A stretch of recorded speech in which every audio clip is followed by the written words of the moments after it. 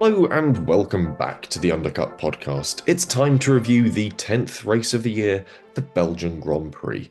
I'm your host, Jesse Billington, and joining me once again is none other than Mr. Timo Albers-Daly. How are you? Good, thank you, Mr. Billington. How about yourself? I'm doing all right. Lovely night out last night with my girlfriend. Been sort of plowing through some regular bits and pieces of work, and it's given me. We're recording this all a bit out of sequence. Usually, lift the curtain as we often do on this. We often record on a Monday night our reviews and do our previews on a Wednesday evening. For reasons that are varied and wild, we've decided to just bundle it all together for a Wednesday lunchtime. And it's nice because it's given me time to think about and mull over the Belgian Grand Prix a little more, a bit more sort of philosophical in a sense, which is quite fun. Well, we'll find out soon enough how philosophical you decided to be and if it is fun. Yeah, well, a bit more holistically viewing the racing. I don't know. I've had chance to think it over a lot more than we usually give ourselves time to do. So we'll see where that takes us. Yeah, which I don't really have a segue for that, but I mean, we've got a little bit of news before we get into Belgium itself, so we can whiz through that and then get to your possible philosophical musings. Yeah, we'll get to that. So we'll start with the news, as you mentioned, and Gwen Legrue, the Mercedes driver scout who found Kimi Antonelli, is moving to Red Bull, where he'll be filling Helmut Marko's role at the squad. And given sort of Legrue's work in finding Kimi and sort of explaining his possibilities for the team and sort of vice versa, and essentially being that sort of bridging point, this is possibly what Red Bull needs. They've had a lot of sort of picking and choosing and had a very varied driver academy over the past few years with varying levels of success and drivers moving in and out of it and sort of being part of it, not being part of it. Even in Formula 2 and Formula 3, there are still drivers that are in their second season having spent maybe 1 year as a Red Bull junior and then being dropped immediately, which suggests that while their shotgun approach is great for bolstering numbers, hasn't produced the results they've needed necessarily. Hasn't it? Hasn't in some respects, because on the one hand, you look at who they've got in F1 now across both Red Bull and Racing Bulls, and you look at the Verstappen situation, go if he leaves, that sorts itself out quite nicely because you simply put Lawson up there with Hadjar, Solov comes in, partner Lindblad, you're sorted. You don't have to change that driver lineup unless one of those drivers suddenly starts performing badly or decides to leave of their own volition. So and all of them are very young. So you're pretty set for a good few years if you want to be one way or the other. I suppose it then comes down to what is the purpose of the driver academy from now on. You know, you look at Rafael Pereira and Alex Palmsky in F1 Academy, for example, and you go, okay, they're not going to be in F1 anytime soon because they're in F1 Academy. At the very least, you've got to get through F3 and F2. You know, you've got at least a couple of years on your side if we fast track everything that way. Um, but if the aim isn't necessarily F1 immediately, or if the other F2 and F3 drivers that they have in their stable isn't going to be getting into F1, you look at Iwasa, who's gone back to Super Formula to defend his title. What do you do with all of these drivers? Obviously, Red Bull have a lot of fingers in a lot of the pies, motorsport wise. Do you just look at them and go, we're going to develop you, but we're not going to promise you anything because we can't promise that because we'd like to be able to, but there's simply not enough room at the inn. But we'll keep giving you this training, this support, these opportunities. Maybe in other series, you look at Formula E as a potential avenue for them to explore. You look at Super Formula again. You look at maybe branching into the American market a bit with IndyCar or NASCAR or just some other styles of racing over there or elsewhere. You look at the supercar series down in Australia that Red Bull have a presence there as well, and you go, let's establish maybe what the aim of this is first, and a good person who can find that talent, but then they need to figure out what they're doing with it because just going we're developing the next generation isn't quite going to work unless you have a mass exodus for some reason, which if you do, maybe speaks to the issues you have with the teams at that point and cars themselves rather than the capabilities of the drivers. Yeah, they've had success obviously with what they've got into their F1 team, but for all the other drivers, for all the other chopping and changing, it sort of begs the question as to sort of how efficient it's working as well. And yes, you've got results, but also how much is it costing them as a team to sort of keep having all these other people on there. And it's nice thinking that they have this benevolent idea of we'll run a driver training program. Even if these people don't make it into Formula One, they'll have received top level driver training. And that's very all well and good. And again, I think it's important that people are encouraged and given the opportunity, the funding, the sponsorship, the backing, so on. But I mean, I've pulled up But what's it for? yeah, what's it for? I've pulled up the list of drivers who've been part of the Red Bull Driver Academy. It's a long list.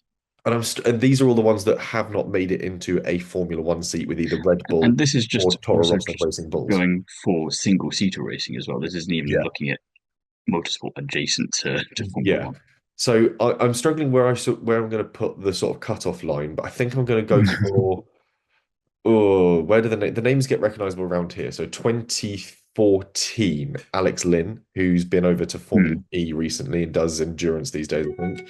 Callum Ilott. Then we also have Sergio Sotocamara, Richard Verschoor, Dan Ticktum, Jack Doohan, Johnny Edgar, Yuri Vips, Dennis Hauger.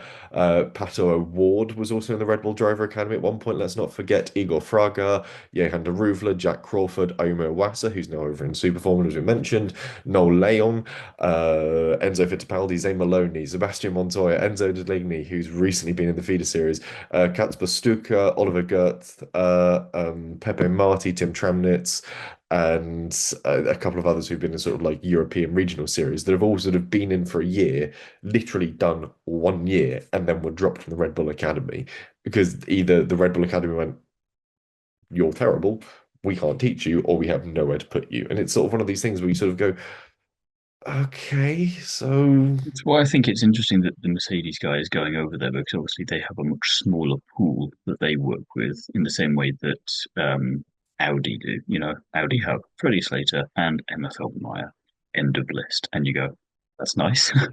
I can work with that. And arguably Freddie Slater will make it to F1 at some point. Emma, too soon to tell. There's just obviously a lot more excitement and hype around Slater, and he's treading that line at the moment. But again, you've got something you can work with. You've got two drivers. That's a lot easier to find scope with. And Mercedes as well. You've got what is it, Luna Fluxer, who's in F4 at the moment in Europe. yeah. You've got Kimi, and you've got one or two others, but they're both young enough as well, I think, for it to not be too consequential anytime soon. And so you can take that time. So Mhm. you've got two very different approaches, and I think it wouldn't hurt Red Bull like I say, I don't mind you having a big pool of drivers. I just need you to re-establish what your plan is because you can't promise them all F1 Mm. as much as you might like to. Yeah, the Mercedes lineup is a lot more conventional, a lot of karting as well, which really suggests how much time that the Hmm. Mercedes are actually looking more at karting rather than waiting for people to emerge onto the single seater scene and going you, and you. And sort of you look at some of the names attached to it there. You've already mentioned Luna Fluxer, who's up in a Spanish F4 at the moment, Peyton Westcott, who's previously run an F1 Academy, Italian F4 as well. Or is racing in F1 An F1 Academy. Academy even. And then a couple of other sort of names in Middle East sort of regional trophies and so on and so forth. A lot of Italian F4, which is a really good testing zone at the moment for hot talent coming through.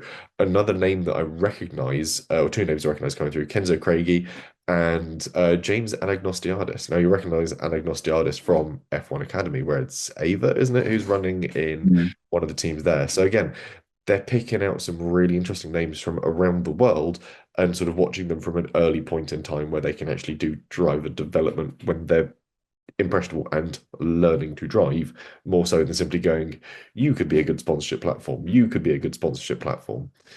It's important they're doing a lot of this sort of picking earlier where you can actually sort of have these drivers and sort of teach them the ropes of single seater racing more so than picking them up when they're already there.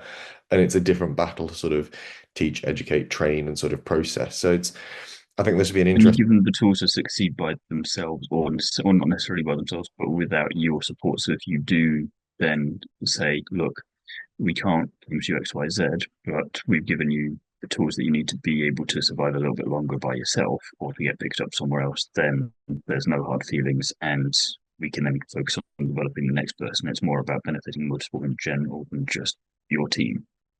It's a lot more of a holistic approach, I think, which is going to be interesting to see over the course of the next.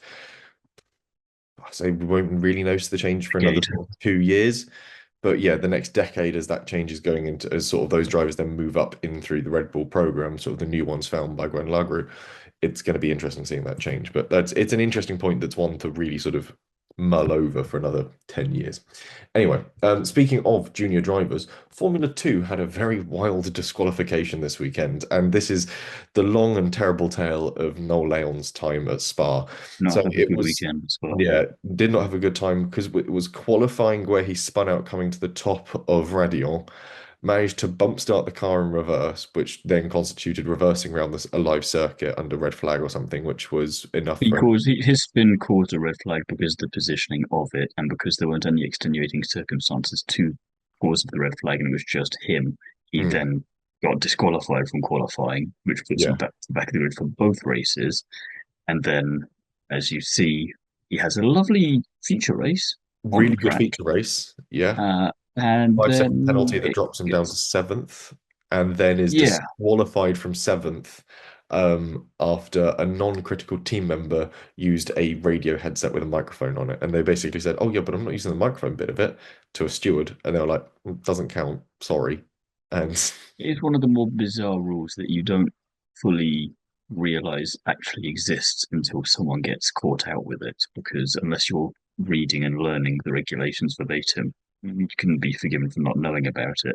But as a team, you kind of do need to know about these sorts of things and have someone there going, no, no, don't touch that. But someone did touch that, and then it's that bizarre thing of I understand it's a team sport, and we even talked about this or sorry, we heard a conversation about it during the race itself, as far as with Lewis's pit stop. Do you deal with the driver or do you deal with the team, and how separate is one from the other?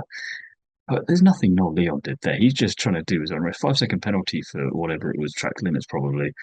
Fine, that's on him.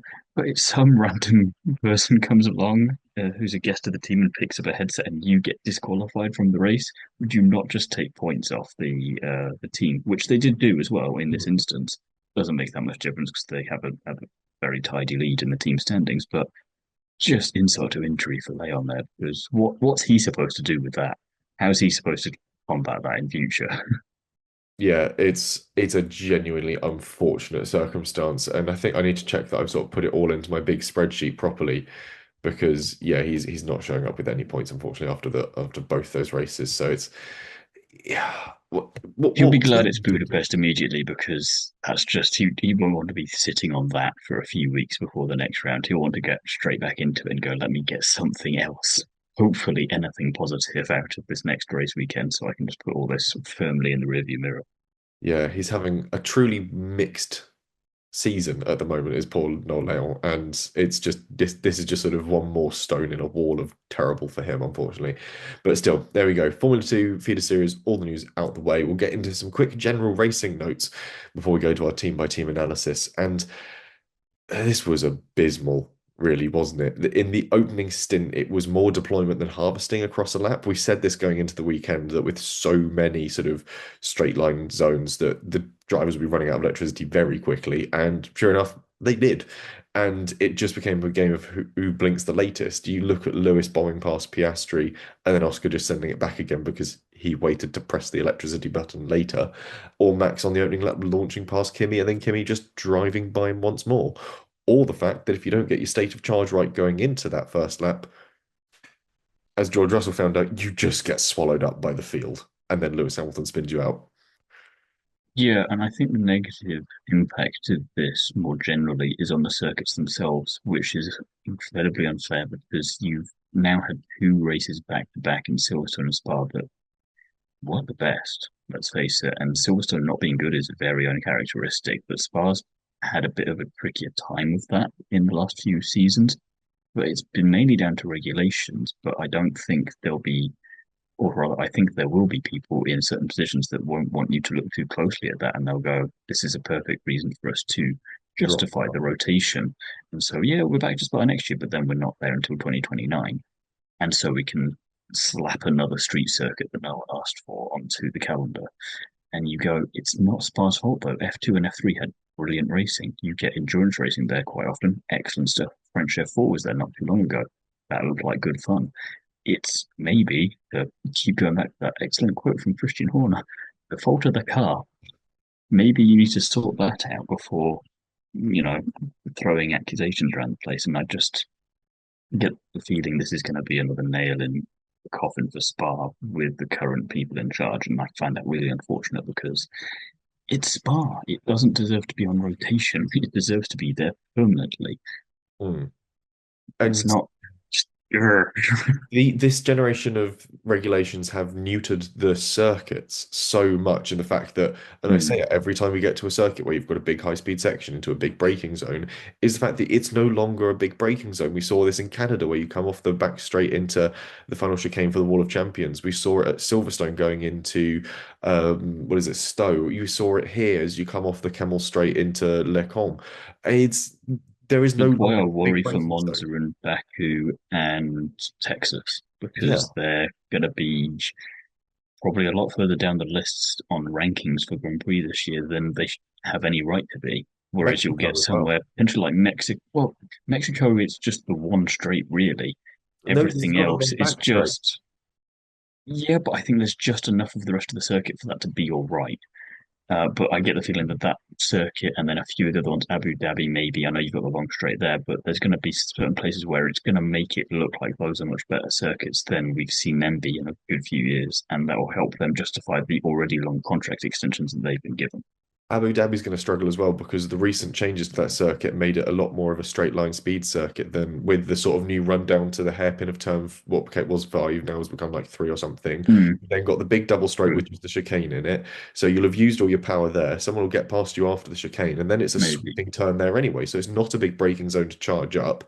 And then it's just a series of flat right-handers where you're again going to just have speed shedding off the car as it chews its way through its own battery. You'll then try and deploy to get past someone on the start finish straight. Then it's the tight left-hander. You'll probably have to be sort of super clipping on the way into the new hairpin, and then hopefully you'll have some state of charge to get back down the straight again. It's In not. that case, I hope it's all like that, and then it makes it more, or raises the questions again of why they've gotten such long contract extensions, or to at least bring the conversation back round again to sorting these regulations out a little bit for next year. Obviously, we've talked about them before, and they need tweaking. They were never going to be perfect at the bot, but I'm just thinking through the back half of the calendar now. There's going to be more Prix like this than not. And Hmm. that's going to be an issue. You're going to want to do that double header in Brazil now because that's going to be a lot nicer for you in theory than a lot of the other venues. Um, Yeah. I'm just thinking from the ones available, it's going to be the least worst Yeah. from those available. Um, and also just the fact that Brazil is a circuit that we rarely see bad racing at. So if that's not a good Grand Prix, that's going to be telling. Mm. It's going to be so telling. And I think Martin Brundle said it's painful to watch Mm. previously very demanding circuits that ask the most of you as a car and driver combination that have just been neutered. Again, it's not about what you do as a driver at the absolute limit. It's just about how well you can press the button to go a bit quicker and whether you press that button a bit better than someone else. It is almost sort of the worst example of the that German journalist's question from many years ago. If you take a trained monkey and put him in the driver's seat, and that's exactly what it is. It's no longer about who's got the balls to get on the I could brakes the say we latest. already found out that answer with a couple of the drivers on the grid, but I won't go there. But it's no longer who's got the stones to really get on the brakes the latest or really cling onto the throttle through the faster sections because you can keep your foot welded to the floor. They're not showing you the telemetry. You can find the telemetry and see the cars backing off speed wise. You can hear it as well. I don't think it would be long until we get terrible It drive was survival interesting style how there were guns. some more on boards this weekend than we're used to seeing, but then they got cut very quickly as well once they got to certain parts of the track. And I still think that this regulation set can work, and I don't think I'm just trying to be naively hopeful there. I just think that they need to get on top of the issues, both in terms of presenting it to us, the viewers, but also in terms of how they actually operate as well, really much sooner rather than later, because otherwise the noise is just going to get louder and louder. And simply saying we'll go back to V8 isn't going to be the band aid you want it to be because it's not going to help you in the few years between now and then. And also try and help justify so many different aspects of the sport. It's we're seeing the actual quality of the racing decreasing at a faster rate than we've seen in any previous change of regulations.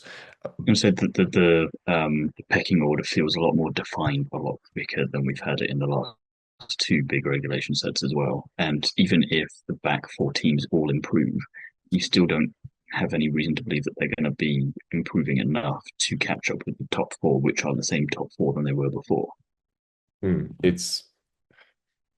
It's going to be so quickly set in its sort of pattern and its flow, Mm. and short of drivers finding a unique way of deploying. The fact that Mercedes had that sort of deployment trick that they were able to use, where it was sort of cutting regen on qualifying laps on the final bit, so it didn't charge the battery, so you kept the pace up to the line.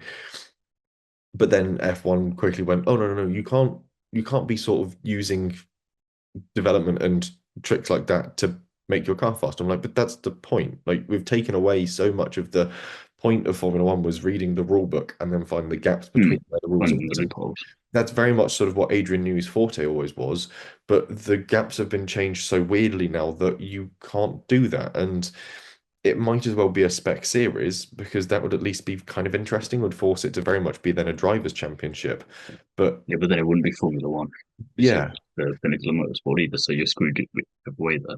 And you look back to the sort of McLaren and their flexi wings, it wasn't the mount points of the wings that were flexing or anything like that. It was the fact that McLaren had found a really unique way of weaving the carbon fiber that meant that when loaded laterally, it resisted the FIA's test, but when loaded aerodynamically, it would warp. And things like that, which encouraged really interesting engineering and encouraged other teams to try and chase it and find similar workaround points. But And Mercedes, if all of that stuff is still on the table, they're not doing a great way of communicating that mm, because we're having this conversation going, what's going on? yeah, it's just disappointing and makes it a struggle to actually try and sort of enjoy it from a technical standpoint as well as sort of a motorsports just cargo quick standpoint. Speaking of cargo quick, it's a tale of two stories for Mercedes, who lead the championship still, where one car go very quick, one car go very slow and have problem. Russell qualifies third and immediately DNFs by about turn five in the Grand Prix. And Antonelli sticks it on pole and goes on to win the race. Yeah, not much to say here for me. I think Russell again needs the shoe to be on the other foot for Antonelli can Budapest one way or the other just to help bring that gap down again in the point standings. Antonelli, meanwhile, he just does what people have been saying he's going to be doing for years and years and years. And I'm in this interesting position of how impressed am I with Kimi Antonelli? I don't know because we've been told for so long that he's going to be this impressive driver. So then when he goes out and does just that, you're not really surprised or shocked. It's for sure impressive in the sense that he's very young and he has that raw ability that needs to be developed still a bit to make him even better. But I don't know if it's as exciting as a lot of people make it out to be. You know, if he came in out of nowhere and they'd all just quietly kept how hyped they were about him to themselves, it would be quite something. Because you're going, oh, where's this kid come from? And there's only been like three or four people in the know with all these private tests and whatnot. But we've been told about this for so long that it's already not surprising when he pulls a performance like this out of the hat, even after not having won a race since Monaco. It's what we've come to already expect from Mercedes, from Antonelli, and from Russell this season. If Russell gets the bad luck, Antonelli does what Antonelli does, and Mercedes shrug and go, "We'll try and figure out what the issue is, and we'll see you next week." Yeah, it's a bit boring in the fact that this is what we expect from Antonelli and what we were led to expect from Antonelli as well. I think if there'd been more of a surprise about his sort of coming into the sport or sort of less hype around it, it would have been very different, like you say. But I don't mind it. I enjoy seeing talent doing well and proving his point. He's become kind of untouchable. And Sure, but I feel like it's you have to go looking for that excitement though now because you've got to yeah. go. I've got to enjoy this because of this reason, not because I'm visually stimulated by it. Mhm. You go and look at the result and go, "Oh, that was excellent," but I take something still away from the race because when he's coming up behind Leclerc, you're not even expecting anything in terms of battle there. You're going, "Well, he'll get there. He'll go past him. That's that done." Yeah, And it's this not is because Leclerc's not good enough. It's just because Kimi and Mercedes got such a good combination, hide with the regulation being what they are, that feel that there's any excitement for a lead change. Well, this is where the third sentence of my notes goes. Kimi, untouchable, genuinely wunderkind, amazing to see. But when the last one, Max, arrived in Formula One, we had Mercedes at its absolute peak. We had competition for those top spots. Ferrari was still sort of sniping and gunning around for bits with Vettel and Kimi. You'd have one of them maybe chasing the podium some weekends. You'd maybe have Max or Danny sort of also sniping for those podium places. But as it stands at the moment, George is running into problems beyond his own control. Ferrari aren't really there to dampen things down unless something goes wrong for Mercedes. Red Bull don't have an answer. McLaren have gotten bogged down getting past the Racing Bulls on track this weekend. So Kimi just builds and builds and builds. And that can only be fun for so long. It's enjoyable. It's pleasant to see someone doing well at the sport. Don't get me wrong there. The problem is it's the repetitiveness of it without any additional competition. When Lewis was It doing was well, Verstappen 23. yeah, when Lewis was doing really well, there was always someone sniping for him. Bottas would have a good run at him in the early season. Vettel would perhaps start the season off stronger and Lewis would come back. It was always going to be something interesting like that. But there hasn't been a reply from anyone to what Kimi's done so far this season. And yeah, I mean, Ferrari changed engine modes for Charles in a bid to chase down Kimi, but with no luck. The Mercedes is an absolute weapon. Kimi is a terminator of driving form, and there's no answer to it is the problem, and that's not very fun at all. But I don't think it should deduct from what Kimi and Mercedes have been able to do this so far this season. I think that is still a very meritable thing. It's just annoying that no one else has been able to respond to it. Doesn't deduct from it, but you can't sell that in Yeah, terms of excitement for new fans, for old fans, for fans that are curious to come back, because you go, here's a new set of regulations that are the most radical we've had in our history according to us, and it's going to change everything, and it doesn't. It mm, just puts the people who dominated the last massive, massive regulation set back on top with the kid that they said was going to do well, who then does well. And you go, that's cool in its respect, in its little category over here, but it doesn't do anything for everyone outside of that because you to see at least something go and happen here. It's why, as unfortunate as his bad luck was post Monaco, it didn't do anything much in the way of stopping him. He's yeah, come back and he's extended the championship lead again, and you don't really look at Hamilton, Leclerc, or Russell and go, it's not a case of none of them are capable, they all are, but Antonelli doesn't even need to win to keep that momentum going now, to stay ahead the whole time. He just needs to keep that momentum going in a positive way to be on the podium or in the points. And unless he has a string of like, four DNFs in a row, it's not going to be enough for any of the others, even if they win everything, to be up there to stop him. And what do you do with that? It's not. It's just not exciting. yeah. It's a tricky sell. And the flip other side of the Mercedes garage, though, I'm surprised Lewis got a penalty for his contact with George.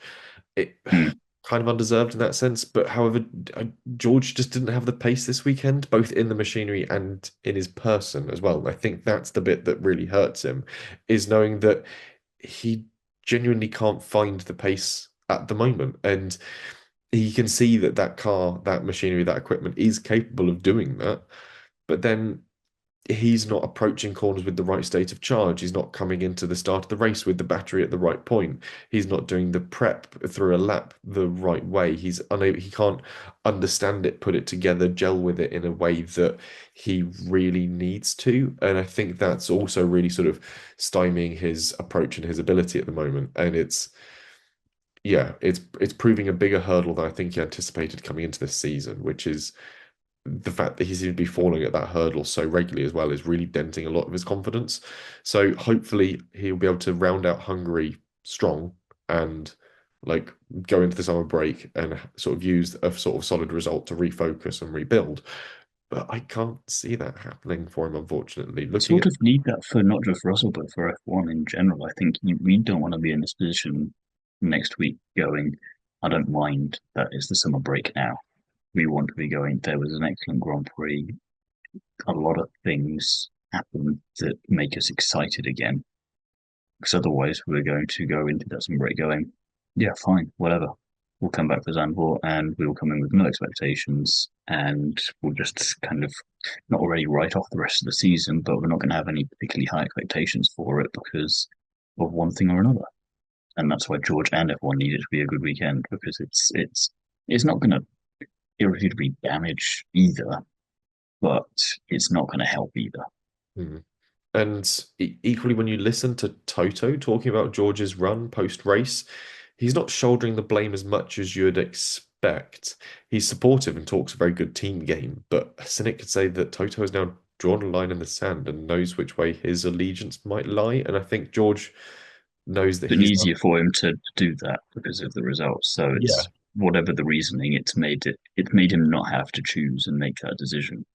Yeah, and I think George now knows that he's got an uphill battle to sort of almost win over the team principal for whom he once was the golden boy. And this is the other Hmm. painful thing is George isn't the golden boy anymore. He was Mercedes' sort of golden child when he came in and did that sort of one run in 2020 and proved that That was it. despite constantly being sort of knocked back and sort of in the race having the pit stops go wrong and having a puncture and having this go wrong and not having the right shoes and so all sorts of things. I feel like that one Grand Prix probably just tells the best story about his career at Mercedes. And in F1, it's just you're going to get the tools, but you're going to get buggered. So Yeah, that's it. you can put in as much effort as you want, but fate and the racing world will conspire against you to make sure you never actually achieve the result that's truly respective of the efforts you put in. And unfortunately for George, uh, That's uh, what it's looking like at the moment. And I would yeah, love to be wrong at the end of the year, but we've just not been given any sort of indication or optimism for that to happen. yeah, it's just painful being a bit of a George fan and just sort of looking at that going, oh no, this is the Painful being start an of the F1 end. fan at the moment. Yeah, painful being an F1 fan, but specifically for George in these circumstances, you look at it and go, oh, this is the beginning of the end. I don't like it. Meanwhile, at Ferrari, Hamilton qualifies fifth, finishes fourth. Leclerc qualifies fourth and finishes second. Excellent back-to-back results for Leclerc. Keeps his championship hopes just about alive. I say alive more medically, I feel like, than realistically, but we'll take it for now. As we mentioned, it's absolute nonsense penalty for Hamilton. Sort of just absolutely insane that he gets a penalty for that, but Leclerc doesn't get a penalty for the what was it with Piastri? Was it? I'm thinking, was just bizarre, but that's just the state of things with the stewards at the moment. There's some nice racing between both of them, but a little bit later on in the same part of the track as well. That George came off, and everyone's going, "Please don't, please don't." That's the one thing we really don't need to make this Grand Prix worse. Um, and it was a small glimmer of fun in an otherwise pretty lackluster Grand Prix. Yeah, it was a good little scrap with Charles, and he's having a fairly good run of form. I'm enjoying watching Charles at the Hmm. moment, and Lewis looked to have things in control as well, but it all became a bit Ferrari of the Sebastian Vettel era with errors creeping in, and certainly that botched stop for Lewis really cementing things as well. The pace in the car is solid, but Kimi just understands the deployment method a lot better, which is how even once past Charles into clean air, he was just able to drive away. But I think there was a lot to enjoy from Ferrari's efforts this weekend, but a lot to pick apart too. And don't get me wrong, I like, think the difference is with the mistakes they're making, it's not costing them anything. mm, At least. Before even here at Spa, a couple of years ago they pitted Leclerc for a fastest lap so he could get the point, and they lost a podium as a result. And you're going, what on earth was that about? At least this way, yeah, they should chastise themselves for the mistakes, but at least it didn't cost them anything, and they need to just reinforce that that doesn't mean that you can get away with it. We need to tighten everything up so that that doesn't happen. So that if we do make those mistakes in the future, it's another one of these situations where it doesn't cost us. yeah, it's sort of a familiar situation with Ferrari, and I'm just hoping it doesn't get too familiar. I'm hoping Hmm. we stay at this level, a few little issues, because So I'm also, saying, realize what you've done. Don't yeah. let it put in the standard, and then just remind yourself that you got lucky here with it not costing you anything. And also with those pit stops, so much, and I think I've touched on this later in my notes actually, it's so much of the a pit stop process is muscle memory. It's done by timing. So when that's suddenly flawed because you've got that 5 second delay, you've got to hold off. You aren't coming into it as naturally as you would. It's like when someone says to me, display how you'd walk, and then you suddenly overthink how you walk and you don't do it right and you feel weird about it. It's that whole Get asked that a lot. No, You but being pulled over by the police a lot late at night? no, but I'm trying to I'm trying to find a way of putting into like regular parlance, sort of do a pit stop, but you've got to wait 5 seconds before you do it because you sit there Mm. overthinking it, and it's then that sudden moment where you've got to go through a motion that you should in theory know, but you've not swung into it as you normally would, and as a result, you get that sort of fumble. That's where you get sort of after a 5 second penalty, you often see that sort of 3.8, 4.5 second pit stop is because the team have gone, oh yeah, go, They and should then they should do it where you have the 5 second penalty applied after the pit stop. So you do it all, but then you hold them in the box for an extra 5 seconds and see if that does anything. I reckon you'd see quicker pit stops doing it that way around. I think that this is the thing that I think it's kind of fun having it applied before because you also get to see which teams really drill their pit stops. And this used to be the thing that Red Bull would just shrug off. They'd just go, cool, it's Mm. 5 seconds, come in 5 seconds, do the stop, off you go, and you'd still get a 2 second pit stop. But other teams seem to sort of fumble it, and it's interesting. It's again one of those things that makes it a fun part of the competition, but it's just annoying that the team that I like isn't able to get their head around it. But anyway, it's a good bag from Ferrari, I think, this weekend. They walked away with as many points as I think they realistically could and can walk away with their heads held high and move on to Hungary, which might come back to suit them again because it's not quite the same power deployment. It's a bit tighter, twistier, could suit them a lot better.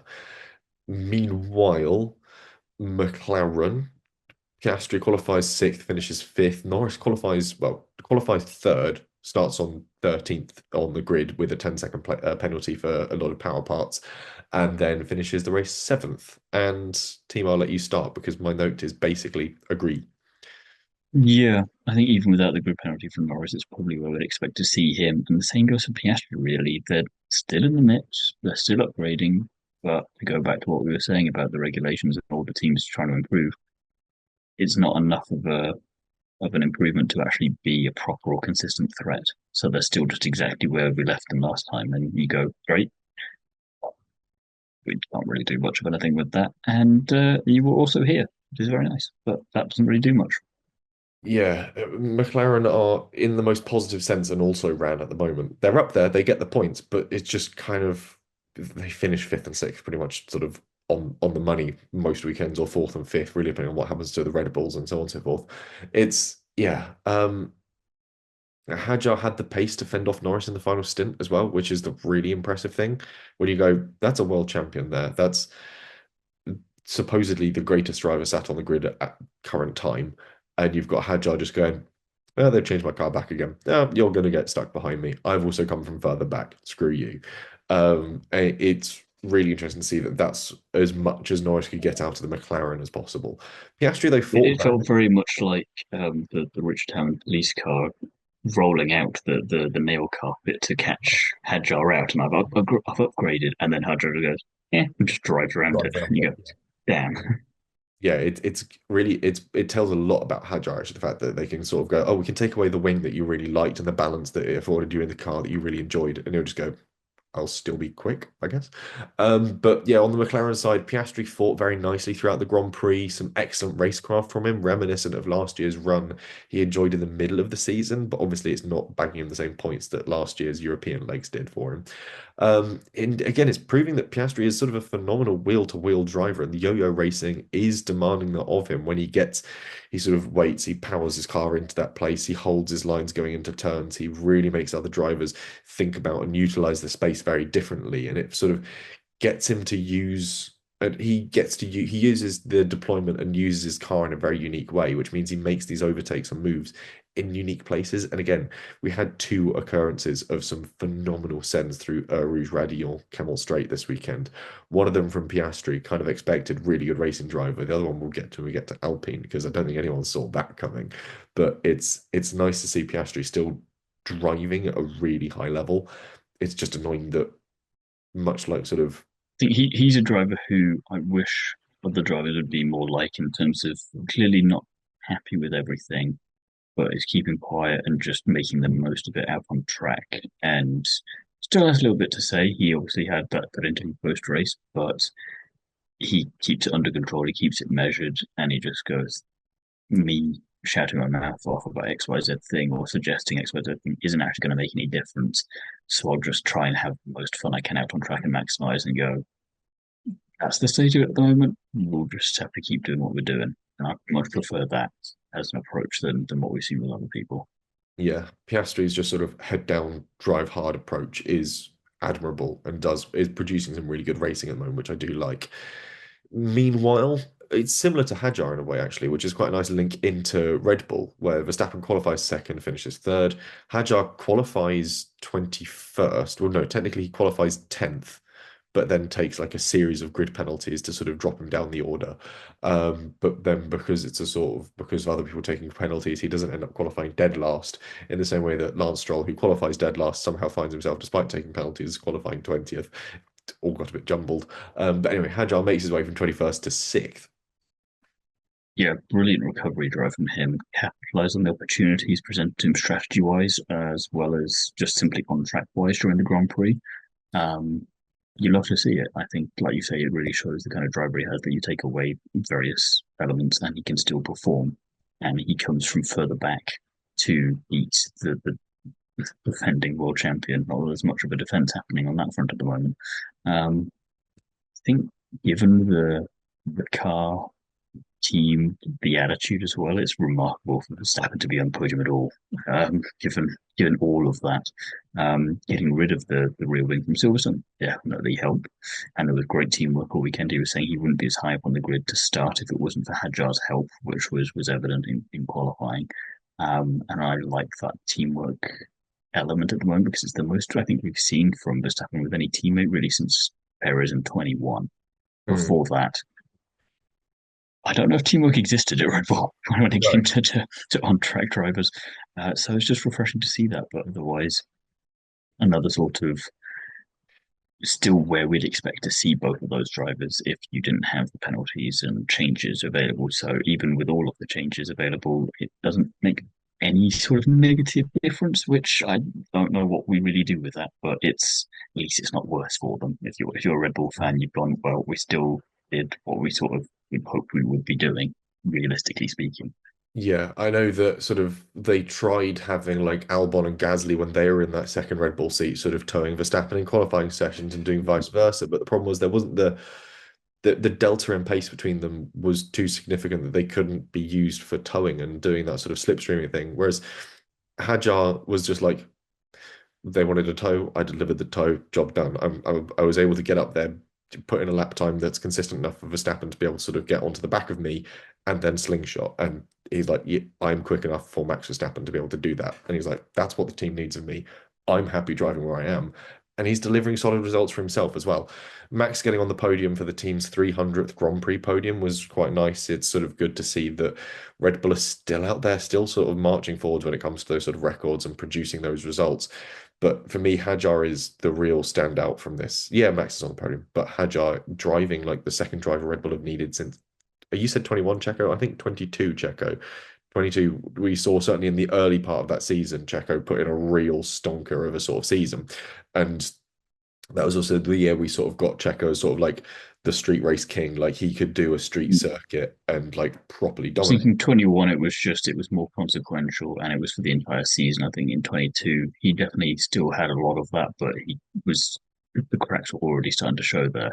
Yeah. So Hadjar is still the best. I don't see this performance from Hadjar dropping for the rest of No, the season. I think we're going to see this performance from Hadjar, if anything, increase. I think we're eventually going to see that Hadjar podium. We're going to see him sort of It would possibly be get mad if we didn't see it and we saw it in the Racing Bull last year, but we don't see it in the Red Bull this this year year, in the Red considering Bull. how he's driving. Yeah, he's driving at an absolutely phenomenal level, and it's yeah, I'm enjoying watching Hajar so much this season. And I enjoyed him watching him in Formula 2 because he was this sort of feisty firecracker of a driver that would sort of throw the car around and make moves when you're not expecting it.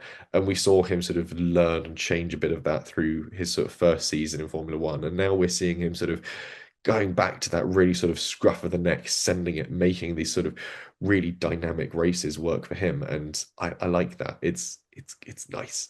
And both drivers are extracting a very competitive level from that car.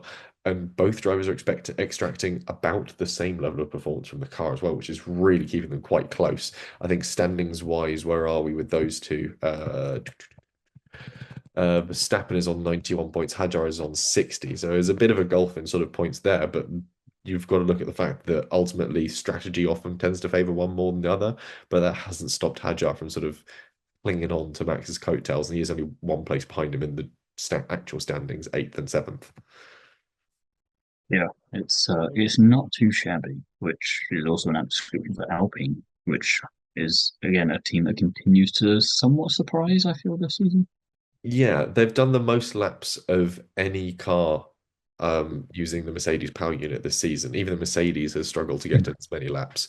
So it's mad that somehow Alpine have got this far, but they're slipping backwards, and you do wonder where the good upgrades are coming from for them, or if they're just holding out for one more round of the HPP upgrades from Mercedes to put them back into the main fray of things instead of sort of going early with an engine power upgrade like McLaren have done, or possibly like Williams might have done.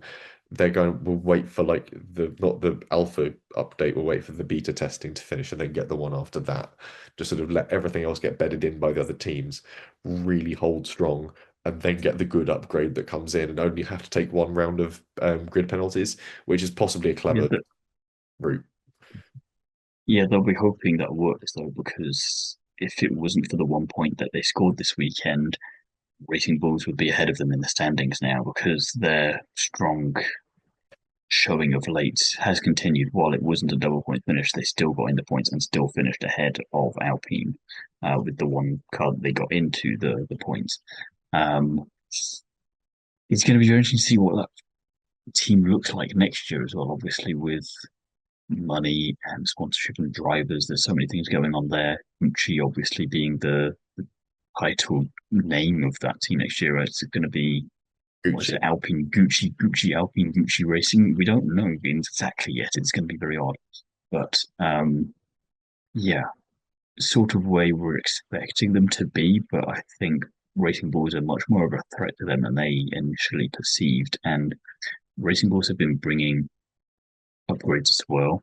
They only upgraded Lindblad this weekend because of the fun that they had with qualifying in Silverstone to try and keep it fair between the drivers. But then Lawson will get that upgrade again, and there's no reason to think that he won't be in it. I mean, even when he wasn't, he was still 12th, which in a race like Spa, where safety cars are somewhat frequent, he did what we always say you have to do if you can't get into the points, be on the fringes so that if something does happen, you can capitalize on it. And he was in that prime position there. So it's not too surprising that two of the places that he lost were down to Norris and Hadjar because you'd expect them to be ahead anyway. Okay, that's negated by George losing out on one, but he's still in the midst of it. And you've got to think about the fact that some tracks are going to be better for Alpine than they are for Racing Bulls, just on how all of that works out. So Alpine maybe a little bit on the back foot here. They need that upgrade when it comes to work, because if it doesn't, I still think that Lawson Lindblad combination is a stronger driver pairing than the Gatling or Vinto one. But yeah, I think that the Lawson Lindblad driver pairing is a lot stronger. I think it's just a matter of time before Racing Bulls overhaul Alpine. It's coming. Really depends on whether Alpine have some upgrades to keep them on the bubble as well. But Carpento's driving really nicely at the moment as well, and I'm still blown away by that two-car pass out of Radion along the Kemmel Straight. It was I think that was opportunistic, but he is the driver that would go for it, and we praise it because it worked. he's the I'll put driver it that like that. makes races That could have very interesting. easily gone wrong, Yeah, and we would be very quick to jump on that if it did. but he made an otherwise relatively dull race quite interesting in the same way that Piastri's pass going through sort of Rouge Mm. Radion also made it quite interesting. It's those drivers that bring a bit of a spark to proceedings are quite enjoyable. We've already mentioned Racing Bulls, might as well sort of touch on them in full. Lawson qualifies ninth, finishes 12th. Lindblad qualifies seventh and finishes ninth. And I need a little more chaos at the top for my prediction, but both drivers are very much on the ball at the moment. Lindblad really not looking like a rookie either. He's just not No, driving or presenting like a rookie at the moment, which is great. He's having a really neutral and consistent run, more akin to an experienced driver. And again, very enjoyable if you like watching drivers do well in the same way as sort of he's watching the racing is. approach with Lindblad is the approach I wish we'd had with Antonelli, because we saw Lindblad do all right in F2 and Mm. F3. He didn't exactly like the timing pages alive, but he was decent and good enough, and we sort of questioned it a little bit at the start of this year, going, he's going to be interesting to see what he can do. And he's just kind of blowing everyone away in a lot of respects. And you go, I can get behind him a lot more than I can get behind Antonelli just because it wasn't expected. There wasn't the expectation, there wasn't the hype. It makes it that more interesting, more impressive. And he's not in a top car with a top team. And if this is what he can do here, then imagine what he could do somewhere like Ferrari or Red Bull. Mm. And we never got that opportunity with Kimi in the same way that we had a couple of seasons with George at Williams before we had that Sakhir Grand Prix, and you go, oh, there's something really fun and interesting here, and we never quite got that to its full extent yet with George at Mercedes.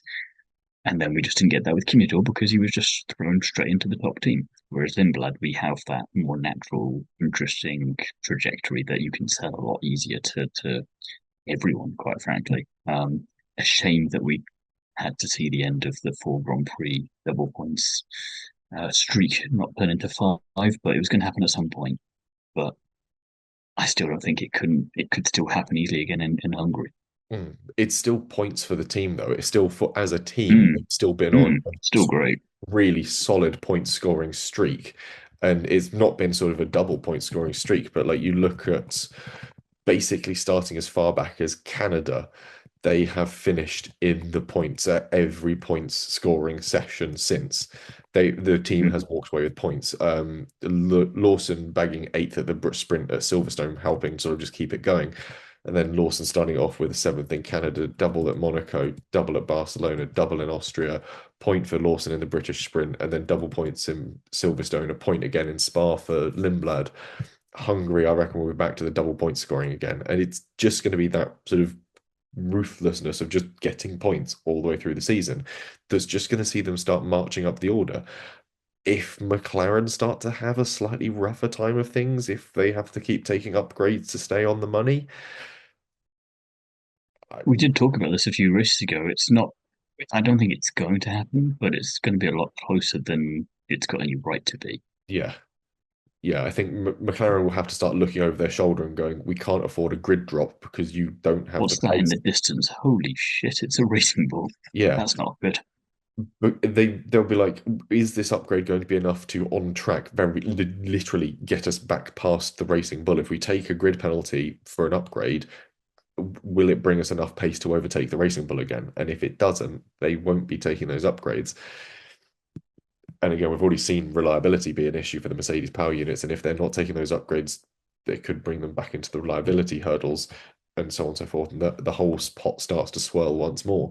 And I think that's the really fun thing that Racing Bulls are doing this season is just stirring the pot with two really solid drivers that are working so well as a team that have really coalesced as a broader unit as well, and a car that's just drivable. And then flyback home on EasyJet. Yeah, it's grounded, it's enjoyable, it's fun, it's a really easy team to support at the moment, which I don't say in sort of like a demeaning way. It's just No, it's just nice because we've yeah, never really been in that sort of state with that team where there's been always so much chopping and changing that it's nice to have the consistency, that solid team leadership where someone who didn't seek the role out, it chose him and forced him into it, and he's made the most of it, and he's developing a really nice package across the entire infrastructure of that team with the support from Red Bull and Austria. I've probably used the line before, the best leader, the best person to elect king is the one who does not want to be made king in the first place. It's sort of the opposite of the Donald Trump conundrum. But anyway, Haas Behrman qualifies 15th, finishes 14th. Ocon qualifies 17th and finishes 17th. This is for me the start of the part of the podcast where there's just bugger all to say about much of anything about any and all of the teams and the drivers because it's all pretty much exactly the same as it has been since the season began. And why waste time saying the same thing over and over again? Yeah, Behrman trying as hard as possible, but the team ruined his race with an abysmal pit strategy. I don't get what they were doing or why they were doing it. I couldn't figure it out as the weekend went by, and there hasn't really been an answer from Haas as to why they did what they did. So, tricky to really get on board with that one. Um, I will talk more on Ocon, however, when we get to the second half of what we're going to record this lunchtime. And the problem is, I like Ocon, but he's long in the tooth now. This marked a decade of him in the sport. He hasn't got to grips with this chassis or this set of regulations. He can't seem to make the team understand what he needs or how to modify things to suit him better. Over a lap, Behrman is quicker. In the race, Ollie makes moves more readily. And with the news that's on the horizon in the next episode, is it time? This weekend wasn't his finest. He's had some highs in the sport. Maybe it's time to move on from Ocon while he can with his head held high and just brushing off as a regulation change that didn't suit him. So many previous drivers have done it. Look back to sort of the 80s, the 90s, where new tech came in and drivers went, I've had my time, I've shown what I can do. Bye. Yeah, I think with Budapest coming up, obviously a nice anniversary for him in some ways to either have a great weekend that he really needs, or to, as you say, make an announcement and maybe jump before he is pushed. Yeah, I think there's possibly a good time for Ocon to make those decisions. And given there's a lot of news swirling around Haas when it comes to their driver lineup, it'll be interesting. Again, this will all make sense when the next episode drops shortly after this one does. Williams, Sainz qualifies 14th, finishes 16th. Albon qualifies 16th, finishes 15th. Woeful, really. No one listening to Sainz, which we expected at Ferrari when he was like stop inventing, but not at Williams. They've been better than this, and that's a really big part of the problem for me with Williams this season is they have been better, and otherwise it's just another weekend of waiting for something to change there. Yeah, I've really got nothing to say. It's just what we're used to expecting from them at this point, and they know what the issues are. They know what they've got to change. It's not happening quick enough, and we just got to keep waiting. It's that's all there is to it, you know. And I think Sainz is obviously getting frustrated. That's clear, but there is some portion of blame on his front as well because you knew what you signed up for. You were sold on this. You were the cork in the bottle in 24 for all the driver moves, and arguably you're looking at where else you could go. There's only really one team available to you that is better, but I don't know about your chances of getting in there. So maybe just do what Piastri's doing and Keep your mouth less shut. talk. Yeah. Just go back to the factory and just double down and go. You're not going to be able to get anywhere else. And if you're not happy with it, leave and try again in a couple of years. You're one of the few drivers who could take a sabbatical from F1, go racing something else, and still be attractive in a couple of years to come back. Ocon does not have that option to him, I don't Yeah. think. So I think Sainz needs to figure out what he wants sooner or later, and then just stick to it and not maybe be as vocal as he has been. Yeah, he could go somewhere else, do something different, and be quite happy with sort of coming back, I think. And yeah, I maybe it's time for Sainz to look at some other options. Williams clearly hasn't worked, and unless they suddenly find some upgrades in the back of the But works, again, it's not worked in the first half of a shortened season. yeah, And you go, we said, well, sorry, we said, but lots of people said this about Lewis last year, and then look what difference 12 months can make. You know, you never know how quickly a development can turn things around. We hope it's going to happen soon for Aston Martin. They won't, but you can't rule it out completely. And you go, yeah, it's very easy to criticize when everything's down on you, but you'll need that one good thing to happen. And he had that last year. You know, his first half of the season was not great, mm, bad luck, and then just not brilliant performances. And then he gets two Grand Prix podiums and a sprint podium, and you go, oh, that worked out all right for you in the end. So, you know, if it's still like this time next year, then maybe you've got something to talk about. But you're at the very beginning of a regulation set that you were sold on with this team in particular. mm, Just get on with it. yeah. Stop complaining and just get your head down. It's challenging. Meanwhile, a team for whom it isn't really challenging at the moment and are slowly sort of inchworming their way through the running order. Audi, Hulkenberg qualified 12th, finishes 13th. Borsaletto qualifies 8th and finishes 8th. Yeah, back to back points for him now, which puts Audi 1 point away from Williams. So my wish for Hulkenberg was for him to finish seventh in this Grand Prix so that they would get ahead of Williams. Didn't happen, but I got Bortoleto eighth, which then gets them a lot closer to Williams than I thought they would actually get after this weekend in Spa anyway. So swings and roundabouts. Something positive to say there, which Hmm. is nice. Coming out of Austria, Bortoleto was 17th in the standings. Coming out of Spa, he's 14th. He's sort of slowly on a little bit of a march on the way up through the running order, which is really interesting to see. And it's a nice bit of solidarity, just sort of him going, just getting there, putting in the pace, putting in the Mm. time. And it's what we want to see from Audi as well. Both cars running competitively in the field, making moves, holding places. It's a good strategy that kept them in play as well. And Gabby wasn't easy to get past for Norris either. It wasn't just a drive by, just Mm. sort of, here we go and off I go. Like Gabby fought it back for another lap or two, was able to really sort of put the pressure on Norris, make him use up more of his tires. So there's hope for that Audi. Yeah, it's proving to be quite competent.